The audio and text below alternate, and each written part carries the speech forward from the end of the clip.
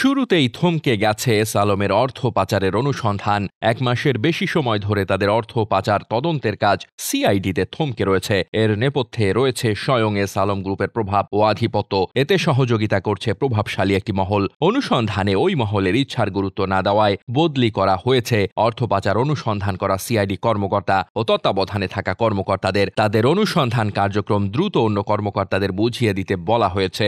S Alam গ্রুপের বিরুদ্ধে গত 31 আগস্ট 1,13,245 কোটি টাকা বিদেশে পাচারের অনুসন্ধানে নামে সিআইডি। গ্রুপের কর্ণধার ও মালিক মোহাম্মদ সাইফুল আলম, তার স্ত্রী ফারজানা পারভিন, ছেলে আহসানুল আলম, আশরাফুল আলম সহ তাদের সহযোগীদের মাধ্যমে এ অর্থ পাচারের অভিযোগ রয়েছে। সিআইডি সদর দপ্তরের এক সূত্র জানিয়েছে, গত 31 আগস্ট এস আলমের বিরুদ্ধে অনুসন্ধান শুরু করে সিআইডি। সিআইডির ফিনান্সিয়াল ক্রাইমের পরিদর্শক মনির হোসেনকে অনুসন্ধান কর্মকর্তা নিয়োগ করা হয়। তাকে তত্ত্বাবধানের দায়িত্ব দেওয়া হয় বিশেষ পুলিশ সুপার মোহাম্মদ সরওয়ার্দী হোসেন ও অতিরিক্ত ডিআইজি হুমায়ুন কবিরকে। গত সেপ্টেম্বর থেকে 12 অক্টোবর পর্যন্ত তারা অনুসন্ধান করেন।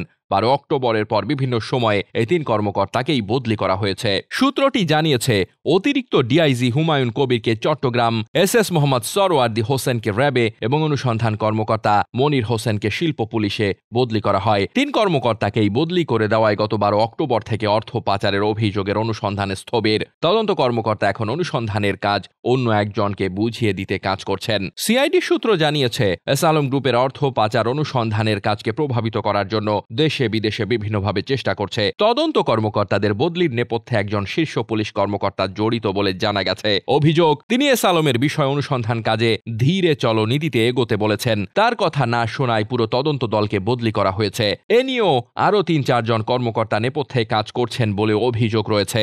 সম্প্রতি এস আলম গ্রুপের কর্ণধার সাইফুল আলম সিঙ্গাপুরে নাগরিক হিসেবে পরিচয় দিয়ে বাংলাদেশ সরকারের বিরুদ্ধে মামলা করার হুমকি দিয়েছেন। দৃশ্যত এভাবে বিভিন্ন প্রক্রিয়ায় এস আলম গ্রুপ অন্তর্বর্তী সরকারের ওপর চাপ প্রয়োগের চেষ্টা করছে। নাম প্রকাশ না করার শর্তে সিআইডির ফিনান্সিয়াল ক্রাইম ইউনিটের একজন কর্মকর্তা বলেন, এই ইউনিট এস আলমের পরিবার ও তাদের মালিকানাধীন প্রতিষ্ঠানগুলোর বিরুদ্ধে অনুসন্ধান চালাচ্ছে। প্রতিষ্ঠানটির অনিয়ম ও অর্থ পাচারের ব্যাপকতা এত বড় যে দেশ বিদেশ থেকে এ বিষয়ে তথ্য সংগ্রহ ও অনুসন্ধান একটি জায়গায় নিয়ে আসা বড় চ্যালেঞ্জের কাজ। তার মধ্যে এ ধরনের হস্তক্ষেপ কাজটি আরো কঠিন করবে। সিআইডি ইতোমধ্যে এস আলমের বিষয় তথ্য চেয়ে বাংলাদেশ ব্যাংক, এনবিআর ও ব্যবসায়িক গোষ্ঠীটির কাছে চিঠি দিয়েছে। তবে গ্রুপটি এখনো কোনো চিঠির জবাব দেয়নি। সিআইডির অনুসন্ধান কর্মকর্তারা বলছেন, পরিস্থিতি দেখে এই বিতর্কিত ধন কুবেরের অর্থ পাচার তদন্তের হারিয়ে ফেলছেন তারা। সিআইডির মুখপাত্র বিশেষ পুলিশ সুপার আজাদ রহমান অবশ্য এ বিষয়ে বলছেন, অনুসন্ধান কার্যক্রম চলমান রয়েছে। তার কথায়, অনুসন্ধান কর্মকর্তা বদলি হওয়ায় অন্য কর্মকর্তাকে কার্যক্রম বুঝিয়ে দেওয়া হচ্ছে,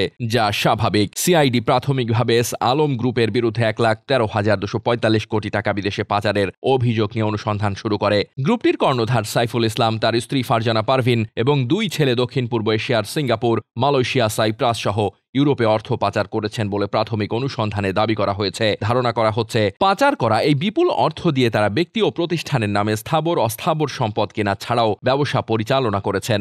তাদের পাচারকৃত অর্থে সিঙ্গাপুরে 245 কোটি 74 লাখ টাকা পরিশোধিত মূলধনের ক্যানালি লজিস্টিক প্রাইভেট লিমিটেড প্রতিষ্ঠা করা হয়েছে। এছাড়া ভুয়া নথি তৈরি, জালিয়াতি এবং প্রতারণার আশ্রয় নিয়ে নামে বেনামে 6টি ব্যাংক থেকে নেওয়া 95,000 কোটি টাকা ঋণ আত্মসাৎ করে বিদেশে পাচার করেছেন। বিদেশে নাম সর্বস্ব প্রতিষ্ঠান খুলে অফশোর ব্যাংকিং এর মাধ্যমে 18,000 কোটি টাকা পাচার করেছেন। এস আলম ও তার পরিবার সহ তাদের সঙ্গে যুক্ত অন্যদের সহযোগিতায় এ বিশাল অঙ্কের অর্থ পাচার করা হয়েছে। ডেস্ক রিপোর্ট, বার্তা বাজার।